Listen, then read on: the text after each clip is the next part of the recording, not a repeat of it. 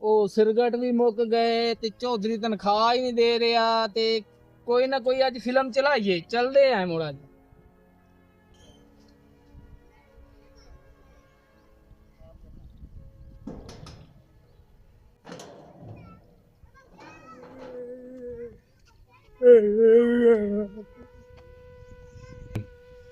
अस्सलाम वालेकुम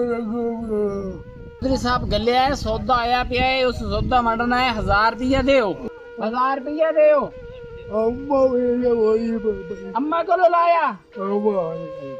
अम्मा को वेख दो अच्छे होते ना देख शायद भूल लगी हमें अम्मा नु ना दिते हमें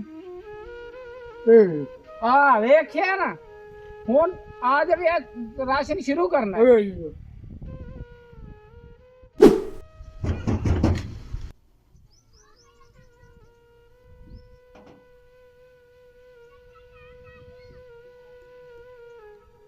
हाँ जी मुंशी साहब।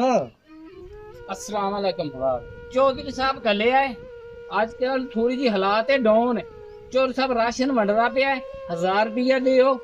ते राशन तुहानू चवाइए। अच्छा 1000 रुपये देवना है। 1000 रुपया देना तुसा 1000 रुपया दे मिंट मार 1000 रुपया सब देवना है। 1000 रुपया देना तुसा। अच्छा हाँ जल्दी करो राशन वंडना है था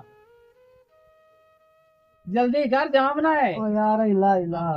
आज भी है टाइम दे आज सा सब देंदे पे राशन ते मेरे को इतना टाइम कोई लमना 1000 रुपया बताओ नहीं तो खड़े रहो। अच्छा मुंशी साहब गाल तो सुन बैठया ठीक है ओए पूरा फदा है इनका 5000 को 500 बैठ अच्छा फदा आज भी है टाइम ना यार 2 दिन हो गए तो राशन निकला है पता करिए क्या यार वाला क्या होता है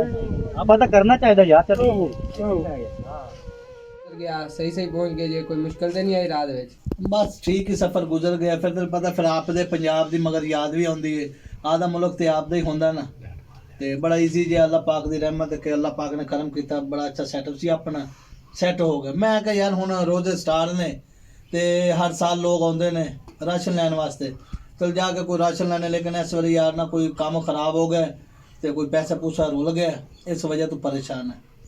ਚਲੋ ਉਹ ਤੇ ਅੱਲਾਹ ਖੈਰ ਕਰੇਗਾ ਨਾਲੇ ਜਿਹੜੇ 2-3 ਗਰੀਬ ਘਰ ਨੇ ਉਹਨਾਂ ਨੂੰ ਤੇ ਫਿਰ ਥੋੜਾ ਬਹੁਤਾ ਦੇ ਦਿਆ ਜੇ। ਚਲੋ ਆਪਾਂ ਨਾ ਅਰੇਂਜ ਕਰਨੇ ਆ ਮੁੰਸ਼ੀ ਆ ਜਾਂਦਾ ਮੁੰਸ਼ੀ ਦੇ ਜ਼ਿੰਮੇ ਲਾਣੇ ਆ ਕੋਈ 5-7 ਘਰਾਂ ਨੂੰ ਤੇ ਦੇਾਂਗੇ। ਚਲੋ ਇਹ ਨਾ ਕਹਿਣਗੇ ਵੀ ਚੌਧਰੀ ਨੇ ਇਸ ਵਾਰੀ ਸਾਨੂੰ ਕੁਛ ਨਹੀਂ ਦਿੱਤਾ। हीरो ले आ जाओ अंदर आ जाओ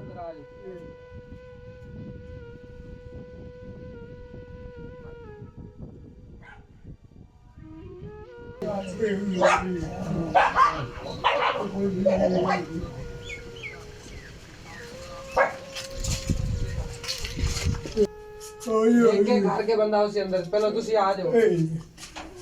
ਤੁਸੀਂ ਰੋਕ ਦਿਓ। ਠੀਕ ਹੈ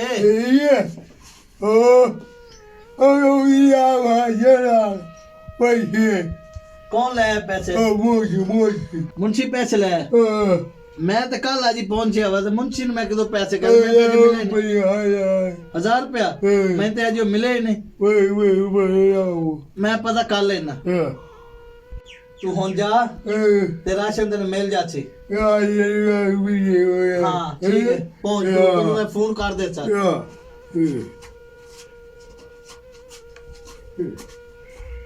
ਤਾਂ ਬਤੂਆ ਆ ਜਾ ਤੇਰੀ ਵਾਰੀ। अस्सलाम वालेकुम चौधरी साहब। वालेकुम सलाम दे देते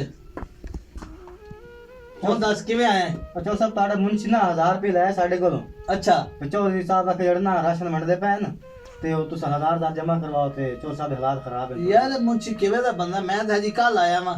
ਮੈਂ ਪਹੁੰਚਿਆ ਮੈਂ ਤਾਂ ਹਜੀ ਕਿਸੇ ਨੂੰ ਗੱਲ ਹੀ ਨਹੀਂ ਕੀਤੀ ਨਾ ਕੋਈ ਪੈਸੇ ਦੀ ਗੱਲ ਕੀਤੀ ਤੈਨੂੰ ਕਿਹਨੇ ਆਖਿਆ 1000 ਦੇ ਦੇ चौधरी साहब मुंशी साडे घरे आया ही तो साके 1000 रुपये जमा करवाओ ते चौधरी साहब राशन दे सन तानू।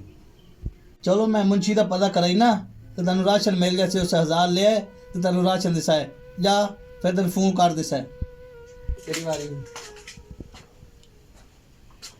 अस्सलाम जी चौधरी साहब। ਵਾਲੇकुम ਸਲਾਮ ਮੈਂ ਕਿ ਦੱਸ ਮੈਨੂੰ ते ओ चौधरी साहब 1000 रुपया के चौधरी आखे 1000 रुपया दियो हालात खराब ने चौधरी दे ते राशन मंडने ते 1000 मेरे को कोई नहीं है मैं गवांडी को 500 खा के देता है निक्के निक्के बाहर कारोबार है ਯਾਰ ਮੈਂ ਤੇ ਕੱਲ ਆਇਆ ਵਾਂ ਤੇ ਮੈਨੂੰ ਤੇ ਪਤਾ ਨਹੀਂ ਇਸ ਚੀਜ਼ ਦਾ ਮੈਂ ਪਤਾ ਕਰ ਲੈਣਾ ਤੂੰ ਜਾ ਤੇ ਮੈਂ ਪਤਾ ਕਰਕੇ ਤੈਨੂੰ ਫੋਨ ਕਰੇ ਸਰ। चलो चौधरी मेहरबानी गरीबां दा साथ कर देने वाला थोड़ी जिंदगी करे